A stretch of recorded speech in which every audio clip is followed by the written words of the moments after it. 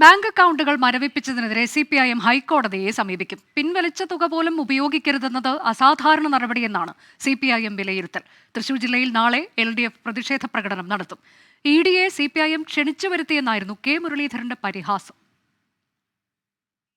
പ്രധാനമന്ത്രി നരേന്ദ്രമോദിയെ തന്നെ കരുവന്നൂരിലെത്തിച്ച വിഷയം ദേശീയ തലത്തിൽ ചർച്ചയാക്കാനുള്ള BJP നീക്കത്തിനും കോൺഗ്രസ് വിമർശനങ്ങൾക്കുമിടെയാണ് CPIMന്റെ പ്രതിരോധം.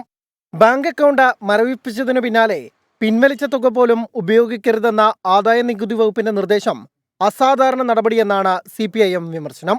കോടതിയിൽ കേന്ദ്ര ഏജൻസികൾക്ക് തിരിച്ചടിയുണ്ടായാൽ രാഷ്ട്രീയ വേട്ടയെന്ന CPIM നിലപാട് പൊതുജനം ശരിവെക്കുമെന്ന വിലയിരുത്തലിലാണ് പാർട്ടി നേതൃത്വം. എൻഫോഴ്സ്മെന്റ് ഡയറക്ടറേറ്റും ആദായ നികുതി വകുപ്പും CPIMനോട് ഗുണ്ടായിസം കാണിക്കുകയാണെന്ന് സംസ്ഥാന സെക്രട്ടറി MV ഗോവിന്ദൻ. ഈ EDയും അതുപോലെ തന്നെ ഇൻകം ടാക്സും ഒരുതരം ഗുണ്ടായിസമാണ് CPIMനെതിരായിട്ട് ഇപ്പോൾ നടത്തിക്കൊണ്ടിരിക്കുന്നത്. നിയമപരമായ കാര്യങ്ങളെല്ലാം വിട്ട് പാർട്ടിയെ ഭയപ്പെടുത്താൻ വേണ്ടിയിട്ടുള്ള ശ്രമമാണ് നടത്തുന്നത്. അത് നിയമപരമല്ലാതെ എല്ലാറ്റിനെയും നിയമപരമായി കൈകാര്യം ചെയ്യുക എന്നുള്ളത് തന്നെയാണ് ഉദ്ദേശിക്കുന്നത്. കരുവന്നൂരിൽ EDയെ CPIM ക്ഷണിച്ചു വരുത്തിയതെന്ന് K മുരളീധരൻ. ഈ ബാങ്കിൽ ഈ കവർച്ച നടത്തിയില്ലായിരുന്നെങ്കിൽ ED വരില്ലായിരുന്നു. ഏതായാലും EDയെ വിളിച്ചു വരുത്തി ഇപ്പോൾ ഒരു കോംപ്രമൈസ് നടക്കുകയാണ് മുഖ്യമന്ത്രി. സംഘിത്തലവനായി കേരളത്തിൽ പിണറായി മാറിയിരിക്കുക.